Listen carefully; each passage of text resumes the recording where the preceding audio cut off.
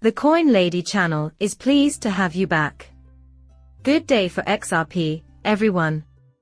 We finally broke above 50 cents today, and then we fell back down with the rest of their market. The sight of verdant foliage, nevertheless, was a welcome change. And our progress is still negligible, just a cent or two. I am afraid there has been no significant change in the price as of late. However, it seems like everyone is bringing up the entire season again. The old coin 4-year cycle begins in 2025, or December prior, so anything we receive this year is early. It's great to see that people recognize this. And just to follow up on that, they are currently focusing on a time-sensitive project that will compromise on practicality. For that reason, many are claiming that the old season will not begin until the year comes to a close. There are some who predict its completion before the year ends. Remember how I stated it before? No one could ever claim this market was 100%. What I've also seen is that, as the summer winds down, everyone seems to be harping on the impending arrival of ETFs, ripple effects, and the conclusion of the SEC lawsuit. This is the issue that I perceive with that. While we were all waiting for the judge to rule on the status of XRP as a security, that would have been fantastic in any case. After October, maybe even November, we would finally have an answer, everyone kept insisting. However, the judge's judgment came as a complete surprise. This makes me think the same thing will happen elsewhere.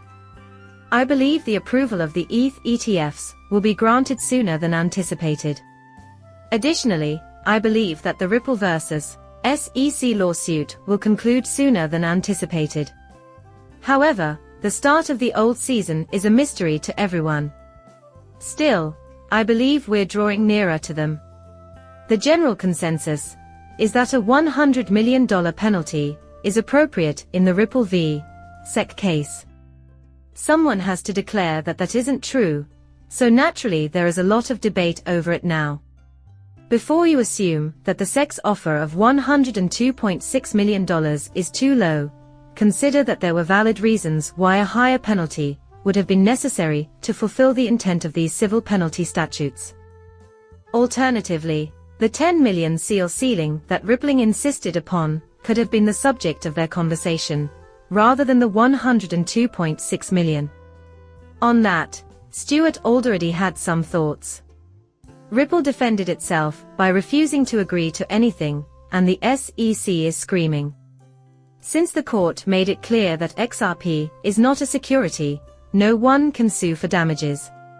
To top it all off, the SEC Ripple is doing quite well. The SEC may have given up on its ridiculous request for $2 billion, though. Based on Stuart's statement, it appears that the FCC is requesting $102.16 million. Many are pointing out that Brad could easily pay for it himself.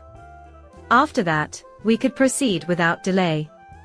Some have said that Ripple should just accept the transaction, pay the persons involved, and move on. Still, some think that $102.6 million is too much to ask of Ripple. Either they are going to fight it out in court over the next few months, or the judge will get a say in the matter. Everyone is guessing since no one knows for sure. Still, I have faith in Stuart, the elder Eldorado. As far as I can tell, it is the current offer. Regardless of whether Ripple accepts it, the goals of Ripple's CBDC will be revealed soon. It has come to light that CBDCs are experiencing massive ripples.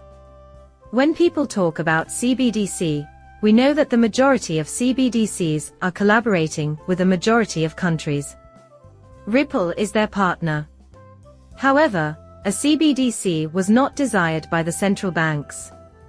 The European Central Bank and Christine Lagarde are essentially arguing that CBDCs are essential to the existence of central banks.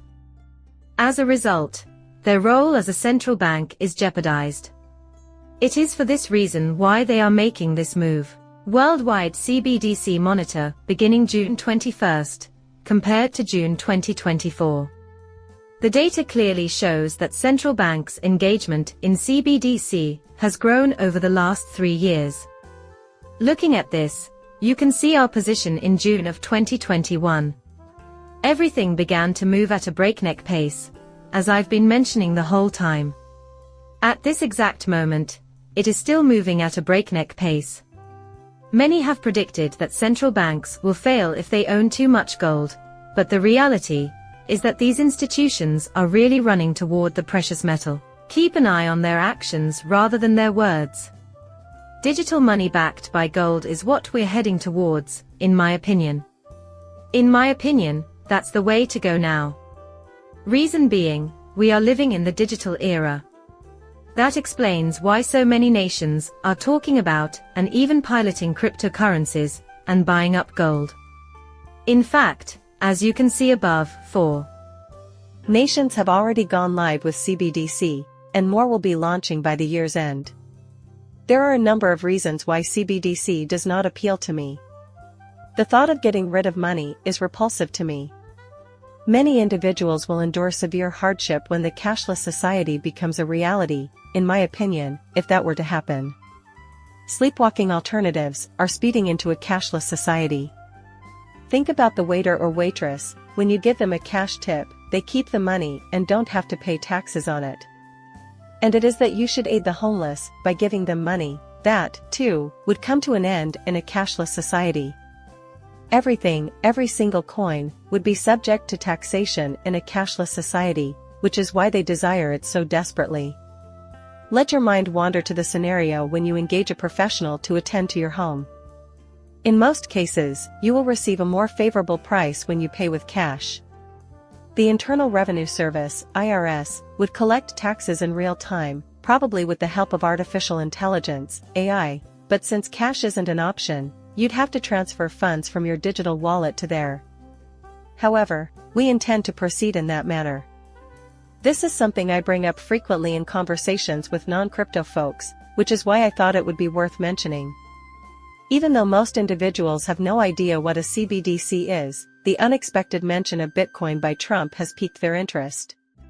When we get into the topic of utility-driven cryptocurrencies and their potential future use in money transfers, from one central bank to another, I make sure to mention that they also operate with fiat, for the simple reason that XRP would emerge victorious regardless of how we reform the present financial system. The price of XRP would skyrocket out of nowhere. Unfortunately, whenever you attempt to explain this to the general public, they invariably assume that the government would provide for their every need. Reason being, after that, UBI will be their next pet project. Many others are also beginning to see the light after hearing Elon Musk speak about it. However, there were a few instances where the topic of AI's rise and the potential necessity of UBI was discussed in mainstream media headlines. However, no one seems to grasp the implications of that either. Keeping your crypto assets invested is the way to go if you wish to escape all of that. In my opinion, a CBDC is unnecessary for the wealthy. According to academics from Harvard University, there is a moon base where aliens are hiding out and possibly living among us in human disguise. I've claimed this before, but this time it's for real. It would appear that our moon is home to a base. Project Bluebeam is compatible with this, as you may be aware. As soon as they bring this up, it becomes clear that something far more significant is occurring behind the scenes. The video ends there. Support my channel with a like and a subscription. Muchas gracias, depart.